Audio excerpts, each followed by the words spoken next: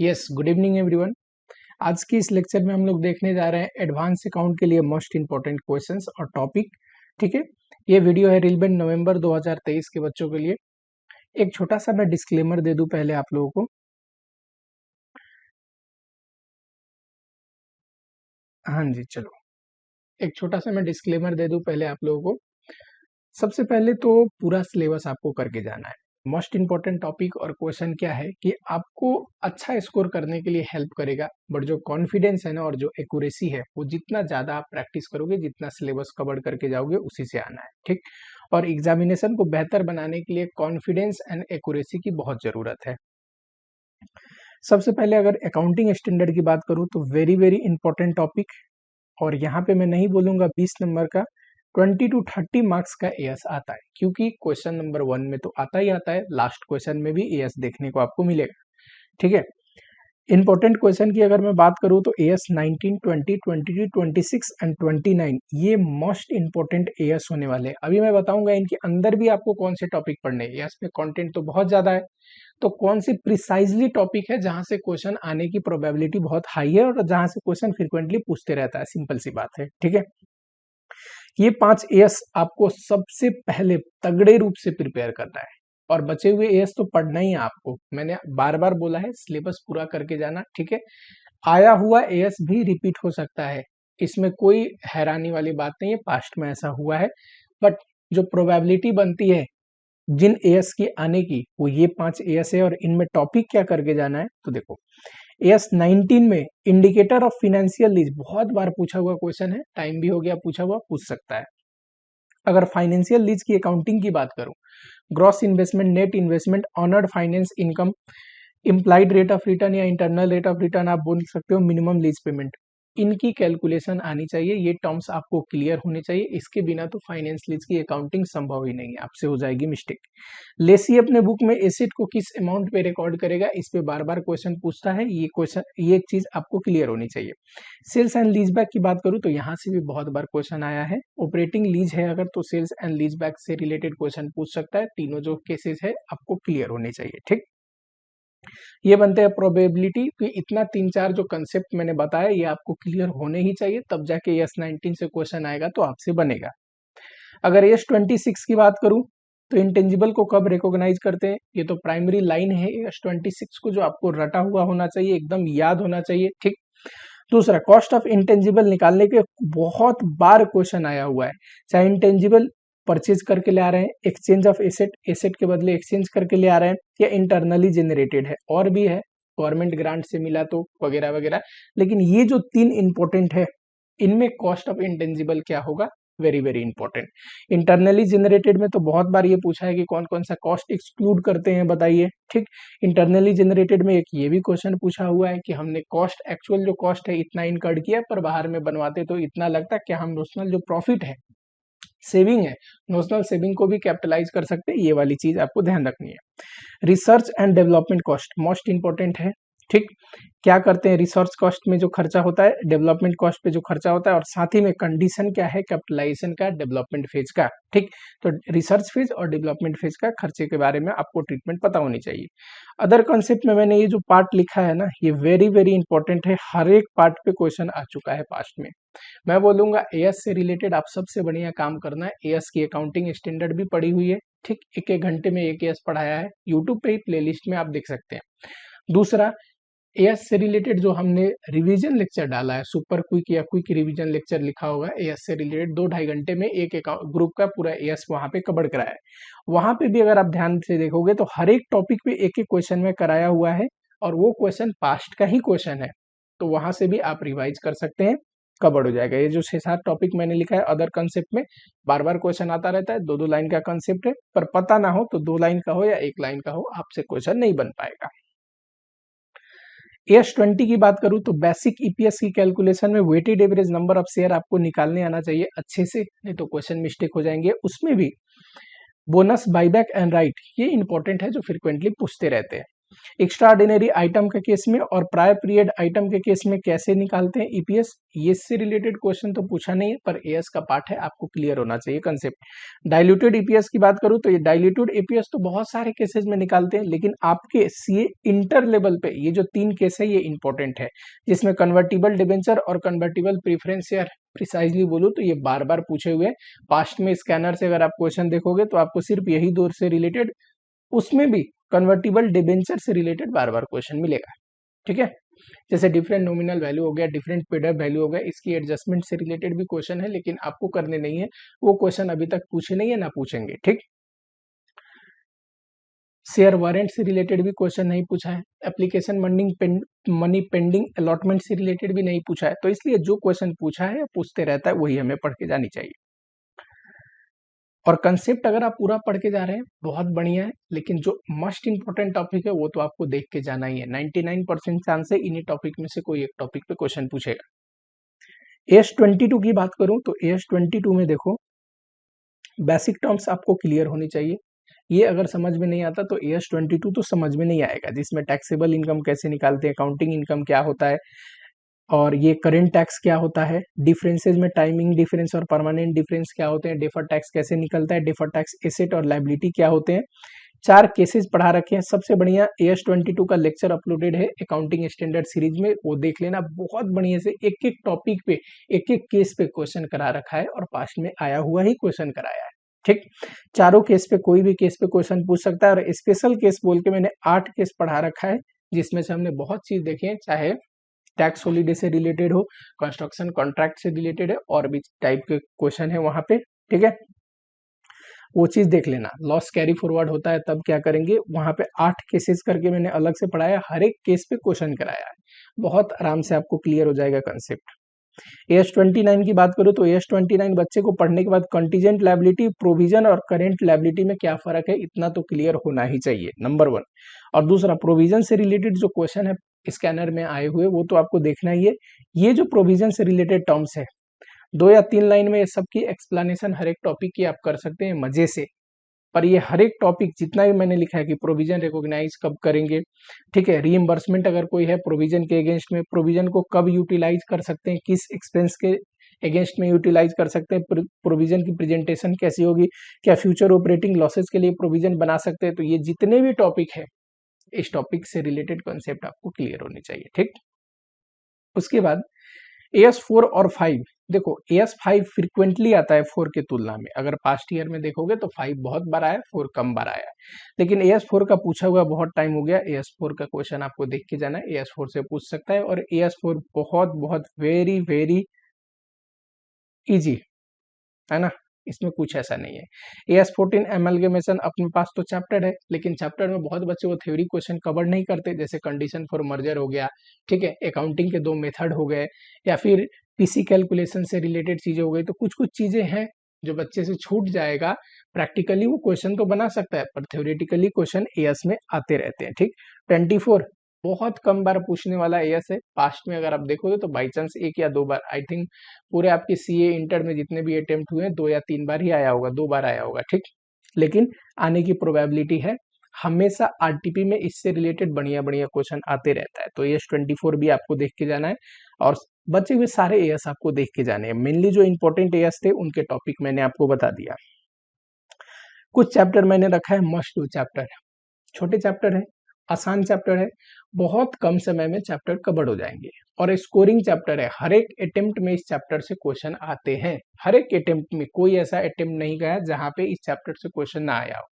ठीक, चलो number 1 ईसप expense calculation आनी चाहिए, और जर्नल एंट्री तो आसान है। मेनली बच्चे से गलती कहाँ हो जाएगी, एक्सपेंस कैलकुलेशन में, और ये गड़बड़ हो गई तो जर्नल में फिगर ही गड़बड़ हो जाएगा। मैंने 3 क्वेश्चन मार्क किया है। इलस्ट्रेशन जो इंस्टीट्यूट की बुक की है 3, 4, 5, 6, 7 जो 3-4 क्वेश्चन है, बढ़िया से प्रैक्टिस कर लेना, ये सब अच्छे से प्रैक्टिस हो जाएगा। ठीक है, बाईबैक ये भी मोस्ट इंपॉर्टेंट चैप्टर है, हमेशा ही आते रहता है। बाईबैक में देखो कंडीशन एक तो पूछ सकता है, मैक्सिमम बाईबैक बताइए कितना कर सकता है, और दूसरा बाईबैक की जर्नल एंट्री, और साथ ही में आफ्टर बाईबैक बैलेंस शीट बना के बताओ, ये भी पूछ सकता है। सबसे रिलेटेड एक एक क्वेश्चन आपको देखना है। मैंने 3 इलस्ट्रेशन दिया, इलस्ट्रेशन 4, 5 और टेस्ट और नॉलेज, यानी कि चैप्टर खत्म होने के बाद इंस्टीट्यूट की बुक में टेस्ट और नॉलेज हेडिंग के अंदर जो क्वेश्चन आते हैं, प्रैक्टिकल क्वेश्चन आते हैं, वहां से 4 नंबर क्वेश्चन है रिलेटिव वोटिंग राइट का। इस पे भी 5 नंबर का क्वेश्चन फ्रिक्वेंटली लास्ट क्वेश्चन में पूछते ही रहता है, एक देख लेना, ठीक। एक आध क्वेश्चन सब टॉपिक पे देख लोगे, आराम से बन जाएगा। लिक्विडेशन की बात करूं, बी लिस्ट कंट्रीब्यूटरी से क्वेश्चन पूछा हुआ बहुत समय हो गया, वेरी वेरी इंपॉर्टेंट, मार्क करो, ठीक है। और बी लिस्ट कंट्रीब्यूटरी का कुछ नहीं है, बहुत आसान कंसेप्ट है, बहुत आसान क्वेश्चन है, बस फिगर और जो शेयर होल्डर का नाम है वो चेंज करके बार बार पूछते रहता है। एक क्वेश्चन कर लोगे मोर देन इनफ है, पास्ट ईयर से या फिर बुक का क्वेश्चन। लिक्विडेटेड स्टेटमेंट की अगर बात करो तो 5 नंबर में मुझे नहीं लगता इस बार आएगा। अगर वी लिस्ट नहीं आया और लिक्विडेटेड स्टेटमेंट से आया तो 10 नंबर का क्वेश्चन आना चाहिए, ठीक। और ज्यादा प्रोबेबिलिटी किसकी है, बी लिस्ट कंट्रीब्यूटरी की। लिक्विडेटेड स्टेटमेंट से रिलेटेड आप 3 क्वेश्चन भी अगर स्कैन कर लोगे ना तो मोर देन इनफ हो जाएगा। अगर आपको कंसेप्ट क्लियर है, कंसेप्ट आपने पढ़ा है अपने कंसेप्ट वाली नोट से, और 3 क्वेश्चन जिसमें से डिफरेंट पेड अप वैल्यू और डिफरेंट नॉमिनल वैल्यू दोनों होना चाहिए इक्विटी शेयर के साथ, वैसा क्वेश्चन पेड अप वैल्यू का भी नॉमिनल वैल्यू का भी होना चाहिए, वैसा क्वेश्चन आपको जरूर देख के जाना है, ठीक। अगर वो क्वेश्चन बच्चा बना लेता है तो बच्चा हुआ तो बना ही लेगा, ठीक। एनबीएफसी की बात करूं, वेरी वेरी इंपॉर्टेंट चैप्टर और बहुत ही आसान चैप्टर है, हर एक टेम में आता है, एक एक क्वेश्चन देख लेना, चाहे प्रोविजन से रिलेटेड हो, एसेट क्लासिफिकेशन या नेट वर्थ से रिलेटेड, ठीक। इसमें मेरे बताने लायक ऐसा कुछ नहीं है, बुक में ही क्वेश्चन है, पास्ट ईयर का क्वेश्चन आप देख सकते हैं मजे से स्कैनर में। बैंकिंग चैप्टर की बात करूं तो मुझे ऐसा लगता है प्रॉफिट एंड लॉस स्टेटमेंट बनाना, जो फाइनेंशियल स्टेटमेंट बनाना है, वो बहुत बहुत इंपॉर्टेंट है, ये आपको पढ़ के जाना है। पिछली बार बिल डिस्काउंटिंग से क्वेश्चन आया था, आपको याद होगा, पिछली बार अगर कोई बच्चा रीअपियर हो रहा है तो पिछली बार मैंने ये चीज मार्क भी करी थी कि बिल डिस्काउंटिंग आने की प्रोबेबिलिटी बहुत हाई है, और बिल डिस्काउंटिंग से क्वेश्चन आया था। प्रॉफिट एंड लॉस स्टेटमेंट में अगर मैं बात करूं तो सबसे ज्यादा जो गलती होता है बच्चों से, जो आपको ध्यान देना है अपने प्रैक्टिस में, वो है प्रोविजन एंड कंटीजेंसीज। जो खर्चे में हम लिखते हैं प्रोविजन एंड कंटीजेंसीज, उसका अमाउंट कैलकुलेशन में आपको पता होनी चाहिए। प्रोविजन एंड कंटीजेंसीज में चाहे एनपीएस से रिलेटेड, लोन बैड डेप्ट हो गया उससे रिलेटेड, इन्वेस्टमेंट से रिलेटेड, या प्रोविजन फॉर टैक्स से रिलेटेड प्रोविजन पूछ सकता है, ठीक है। इन्वेस्टमेंट से रिलेटेड ये तो नॉर्म्स आपने पढ़े ही होंगे, और एक क्वेश्चन भी है जो मजे से आपको कर लेना है, ठीक है। मैक्सिमम कितना हो सकता है उससे रिलेटेड एक क्वेश्चन दिया हुआ है। एनपीए से रिलेटेड ये आपको पढ़ना ही पड़ेगा, और एनपीए का प्रोविजन निकालने आना चाहिए, ठीक। और प्रोविजन फॉर टैक्स अगर परसेंटेज में दिया है, मान लो 30%, 35%, तो प्रोविजन फॉर टैक्स का अमाउंट कितना आएगा सारे खर्चे घटाने के बाद, और इवन प्रोविजन में और सारे भी आइटम घटाने के बाद एक्सेप्ट प्रोविजन फॉर टैक्स जो अमाउंट बचता है उसमें निकलता है प्रोविजन फॉर टैक्स, ठीक है। तो प्रोविजन एंड कंटीजेंसी अगर आपने सही किया तो मैक्सिमम प्रोबेबिलिटी है कि आपसे क्वेश्चन सही बना होगा, ठीक है। चलो, दूसरा जो क्वेश्चन है, इसमें एक क्वेश्चन आपको प्रैक्टिस कर लेनी है, पास्ट ईयर में आपको मिल जाएगा या बुक से भी कर सकते हैं। Tyre 1 tyre 2 capital and risk adjusted asset से रिलेटेड, जो कि कैपिटल एडिक्वेसी रेशियो में आपको पढ़ाया गया है। लॉन्ग चैप्टर्स की बात करूं तो देखो, लॉन्ग चैप्टर्स जो बच्चे उतने अच्छे से प्रिपेयर नहीं कर पा रहे, ठीक है, तो ऊपर जो मैंने एएस और मोस्ट इंपॉर्टेंट चैप्टर बोला ना, उसको तो आपको तगड़े रूप से करना है, वो उतने ही चैप्टर आपको पास करा देगा मजे से। लेकिन देखो, लॉन्ग चैप्टर आपको अटेंड करना ही पड़ेगा, आप क्वेश्चन तो कोई एक ही छोड़ सकते हो, पर लॉन्ग चैप्टर में कंसोलिडेशन है, एमलगेमेशन है, पार्टनरशिप है। चलो एमलगेमेशन नहीं आया तो रिकंस्ट्रक्शन आएगा, पर इनमें से एक आप छोड़ भी दो तो और आपको अटेंड करनी पड़ेगी, ठीक है। तो जो भी है आपको जब अटेंड करना ही है तो अच्छे से आपको पढ़ना चाहिए। जो चैप्टर में ज्यादा आपको अच्छे से इंटरेस्ट आ रहा है और समझ में आया, उसको थोड़ा अच्छे से प्रैक्टिस कर लो कि उसमें स्कोर कर पाओ। और जिस चैप्टर में डिफिकल्टी लग रही है, क्या डिफिकल्टी लग रही है, एक तो कमेंट बॉक्स में लिखो, ठीक है। अगर आपको उससे रिलेटेड वीडियो चाहिए तो मैं आप लोगों के लिए अपलोड करूंगा। और दूसरी चीज क्या है कि लॉन्ग चैप्टर जब आपको अटेंड करनी ही पड़ेगी तो उसके लिए भी अप्रोच बनानी चाहिए कि हाँ ठीक है, पूरा 15 आउट ऑफ 15 नहीं स्कोर हो सकता, आपको 20 आउट ऑफ 20 नहीं स्कोर हो सकता, पर 15 नंबर के क्वेश्चन में 10 नंबर 8 नंबर ऐसा स्कोर कर पाओ, इतना तो आपको जरूर ध्यान देना है, ठीक है। कंसोलिडेशन की बात करूं तो पिछले टाइम में कंसोलिडेशन से 2 क्वेश्चन आ गए, कंसोलिडेटेड पीएल भी, कंसोलिडेटेड बैलेंस शीट भी। सबसे बड़ी बात यह है कि ऐसा कभी कभार ही होता है कि एक चैप्टर से 2 लंबे-लंबे क्वेश्चन आ जाए, ठीक है? 30 मार्क्स का क्वेश्चन आया था, 30 मार्क्स का क्वेश्चन दोबारा तो नहीं आएगा, 15 मार्क्स का क्वेश्चन आनी चाहिए इस अटेम्प्ट में। और मुझसे पूछोगे consolidated PL and balance sheet दोनों पूछा था, तो इस बार कंसोलिडेटेड पीएल नहीं, कंसोलिडेटेड बैलेंस शीट आने की प्रोबेबिलिटी बहुत ज्यादा है। देखो, जितने भी एडजस्टमेंट है, ये तो मिनिमम एडजस्टमेंट है जो मैंने मार्क कर रखे हैं, जो पूछते ही पूछता है सीए इंटर में, चाहे रिवैल्यूएशन ऑफ एसेट से रिलेटेड हो, डिविडेंड हो, बोनस शेयर हो, इंटर ग्रुप की ट्रांजेक्शन हो, ठीक है, यूनिफॉर्म अकाउंटिंग पॉलिसी हो, पेड अप शेयर कैपिटल की ट्रीटमेंट हो। अब हर एक एडजस्टमेंट आपको क्लियर होनी चाहिए। एडजस्टमेंट तो बहुत है, पर ये मिनिमम एडजस्टमेंट है जो आपको आना ही आना चाहिए। 3 मैंने क्वेश्चन मार्क किया है, जरूर प्रैक्टिस करना 1 day before examination. Test your knowledge का क्वेश्चन नंबर 3, 4 एंड 5, ठीक है। पास्ट ईयर में स्कैनर से और भी क्वेश्चन आप देख सकते हैं, जितना ज्यादा क्वेश्चन देख के जाओगे उतनी बढ़िया से कॉन्फिडेंस आएगा। एमलगमेशन की बात करूं तो देखो, एमलगमेशन हो सकता है ना भी आए, हो सकता है आए। एमलगमेशन आता है तो रिकंस्ट्रक्शन छोटा आएगा, अगर रिकंस्ट्रक्शन बड़ा आता है तो एमलगमेशन हो सकता है छोटा है। छोटे में क्या आएगा, पीसी का कैलकुलेशन पूछ सकता है, चाहे नेट एसेट मेथड से हो या नेट पेमेंट मेथड से हो, ज्यादा चांस है पीसी की कैलकुलेशन पूछा है तो नेट एसेट मेथड से ही आपको पीसी की कैलकुलेशन पूछेगा, अगर पीसी की कैलकुलेशन पूछा है तो, ठीक। एक क्वेश्चन आपको वेंडर की बुक क्लोज करने का भी देखना है। ये क्वेश्चन नहीं पूछ रहा है आप लोगों के अटेम्प्ट में बहुत बार से, पर जब लास्ट अटेम्प्ट है तो क्या पता ये क्वेश्चन पूछ दे आप लोगों को, ठीक। बहुत बार से सिर्फ परचेजिंग कंपनी के बुक में जर्नल एंट्री पास करिए और बैलेंस शीट बनाइए एमलगमेशन के बाद, ये क्वेश्चन हमेशा पूछते रहता है। वो तो आपको पढ़ना ही है, हो सकता है फिर यही क्वेश्चन पूछे, तो 1-2 क्वेश्चन वैसा भी कर लेना है। और एक क्वेश्चन आपको वेंडर की बुक क्लोज करने का जो रिलेवेंट लेजर है उसको आपको आना चाहिए, बाई चांस पूछ दे, और मुझे पता नहीं, ऐसा लग रहा है लास्ट अटेम्प्ट है तो हो सकता है पूछ ही देगा, ठीक।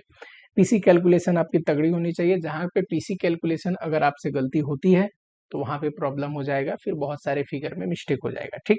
एमलगमेशन का रिवीजन लेक्चर मैंने डाल रखा है, बहुत अच्छे से मैंने 1.5 घंटे के आसपास में आपको करा रखा है। क्वेश्चन भी 3-4 कराए हैं हर एक टॉपिक पे, और अच्छे से आपको समझाया है। Amalgamation in the nature of purchase और मर्जर, मर्जर से भी रिलेटेड पढ़ाया है, ठीक है। चलो, अगला है पार्टनरशिप। अब देखो, पार्टनरशिप क्या है ना, बहुत ही लेंदी चैप्टर है। पार्टनरशिप में कंसेप्ट बहुत है और क्वेश्चन भी बहुत है। अब पार्टनरशिप में डिसोल्यूशन हो, एमलगमेशन हो, कन्वर्जन हो या सेल हो, सबसे ज्यादा क्वेश्चन पूछता है डिसोल्यूशन एंड सेल पे। प्रिसाइजली बोलूं तो इस अटेम्प्ट में सेल्स टू कंपनी, जो पार्टनरशिप फॉर्म कंपनी को बिक रहा होता है, उसकी क्वेश्चन आने की प्रोबेबिलिटी बहुत हाई है, ठीक है। एक क्वेश्चन आप हर एक टॉपिक का कर लेना, 4-5 क्वेश्चन नहीं प्रैक्टिस करोगे तो पार्टनरशिप पे तो कॉन्फिडेंस आएगा ही नहीं, जितनी बड़ी चैप्टर है। डिसोल्यूशन पे भी 1-2 क्वेश्चन प्रैक्टिस कर लेना, एक अमेलगमेशन, एक कन्वर्जन और एक सेल्स टू कंपनी पे भी, ठीक है। और पार्टनरशिप में इसमें कुछ नहीं है, आपको फुल रिवीजन करनी ही पड़ेगी। अगर आप पार्टनरशिप को अटेंड करना चाहते हैं तो आपको प्रॉपर रिवाइज करना पड़ेगा। अच्छे से रिवाइज नहीं करोगे तो कॉन्फिडेंस नहीं आएगा। पार्टनरशिप बड़ा चैप्टर है, ठीक। इसमें मैं ये नहीं मार्क कर रहा हूँ कौन कौन सा क्वेश्चन करना है, पर हर एक टॉपिक से रिलेटेड आप बुक में भी, अगर इंस्टीट्यूट की बुक से भी प्रैक्टिस करते हैं तो प्रॉपर चैप्टर बटे हुए। डिसोल्यूशन पहला हेडिंग है, डिसोल्यूशन से रिलेटेड डिसोल्यूशन में क्वेश्चन है, एमलगमेशन से रिलेटेड एमलगमेशन में क्वेश्चन है। हर एक हेडिंग के क्वेश्चन देख लेना कि कंसेप्ट एक बार क्लियर हो जाए, ठीक। रिकंस्ट्रक्शन, देखो रिकंस्ट्रक्शन में बहुत क्वेश्चन बनाने से भी ज्यादा है कि बहुत क्वेश्चन स्कैन कर लोगे तो चलेगा। रिकंस्ट्रक्शन में मेन इंपॉर्टेंट क्या है, जर्नल। जिस बच्चे ने जर्नल एंट्री सही पास किया है तो रिकंस्ट्रक्शन अकाउंट और उसके बाद बैलेंस शीट वो सही पास कर लेता है, ठीक है। बैलेंस शीट वो सही बनाता है, इसकी प्रोबेबिलिटी बहुत ज्यादा है कि वो बैलेंस शीट सही बनाएगा, ठीक। क्योंकि जर्नल एंट्री को ध्यान में रख के ही बैलेंस शीट में डेटा फिल करते हो आप लोग, ठीक है। पर जर्नल एंट्री में मिस्टेक है तो बैलेंस शीट में तो ऑटोमेटिकली फिगर में अमाउंट का मिस्टेक हो जाएगा, ठीक। तो रिकंस्ट्रक्शन में पास्ट ईयर स्कैनर आप लेना। स्कैनर में बहुत सारे क्वेश्चन होंगे, चाहे शेयर सरेंडर से रिलेटेड हो, पार्टली सेटलमेंट ऑफ क्लेम से रिलेटेड हो, ठीक है, रिडक्शन इन लायबिलिटी से रिलेटेड हो, वेवर ऑफ लायबिलिटी से रिलेटेड हो, और भी बहुत टॉपिक है रिकंस्ट्रक्शन में जिससे रिलेटेड जर्नल एंट्री है। आपको क्या करना है, पास में बस जर्नल एंट्री स्कैन करना है, फटाफट से स्कैन कर लोगे उतने में भी काम चल जाएगा, और अच्छे से पढ़ना है, ठीक है। इन सारी चीजों को ध्यान दो। नंबर 1 एस और नंबर 2 जो छोटे छोटे टॉपिक है उसमें मिस्टेक होने की प्रोबेबिलिटी आपको कम रखनी है। उसमें स्कोर करोगे तभी बड़े चैप्टर में थोड़ी बहुत गलती भी हो जाए उसके बावजूद 80+ मार्क्स आएगा। ठीक। अगर छोटे छोटे चैप्टर में भी गलती हो गई और बड़े चैप्टर में क्वेश्चन अटेंड नहीं हो पाया या बड़े चैप्टर में भी गलत हो गया तो फिर कैसे स्कोर होगा? तो इसलिए आपको ध्यान रखना है इन सब चीजों को, ठीक। जो एएस मुझे लगे कि ज्यादा इंपॉर्टेंट है, उन एएस में मैंने टॉपिक भी बता दिया किन टॉपिक पे आपको फोकस करके जाना है, ठीक है। उन टॉपिक से रिलेटेड क्वेश्चन पड़े हुए हैं, आप स्कैनर से करिए, अपने टीचर के बुक से करिए, पास्ट ईयर से करिए, कहीं से भी करिए, पर उन्हीं टॉपिक पे क्वेश्चन पूछा होगा 100%, तो आपको पढ़ के जाना है, ठीक। चलो, नए हो अगर तो चैनल को सब्सक्राइब करो, वीडियो को लाइक करो। कोई भी दिक्कत है, जो भी आपके मन में डाउट है, वीडियो पे कमेंट कर सकते हैं आप लोग। मिलता हूँ आप लोगों से अगली वीडियोज में।